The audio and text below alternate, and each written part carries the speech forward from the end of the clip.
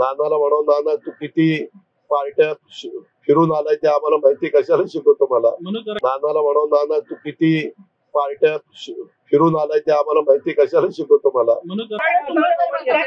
दादा, नाना पटोलेंनी तुमच्यावर टीका केलेली आहे की मत मिळालं तर माझ्यामुळे आणि तोटा झाला तर शरद पवारांमुळे. शरद पवारांना वय विचारता, मोदींना का विचारत नाही असं नाना पटोले म्हणतात. नाना पटोले असं म्हणतात की मोदींना तुम्ही वय का नाही विचारत, जो वय तुम्ही शरद पवारांना विचारता ते मोदींना विचारा, त्यांचंही वय होणार आहे नाही दिवसांना. तू आपल्या सगळ्यांच होणार आहे, ज्यावेळेस होईल त्यावेळेस विचारू ना, ज्यावेळेस होईल. 80च्या पुढे गेल्यावर विचारू.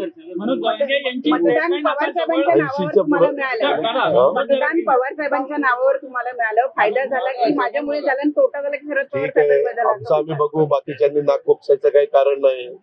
नानाला म्हणावं, नाना तू किती पार्ट्या फिरून आलाय ते आम्हाला माहिती, कशाला शिकवतो मला. मनोज जरांगे यांची डेडलाईन आता जवळ येत चालली आहे. आता जिल्हाधिकाऱ्यांना आदेश देण्यात आलेले की कुणबी नोंदी ज्या शिंदे समितीला 54 लाख सापडल्या होत्या त्या तत्काळ प्रमाणपत्र त्याचे वाटप करा. खरं तर ही डेडलाईन जवळ येत असताना सरकारच्या धावपळ होताना पाहायला मिळतं. सरकारचं काम करतंय, धावपळ वगैरे काही होत नाही.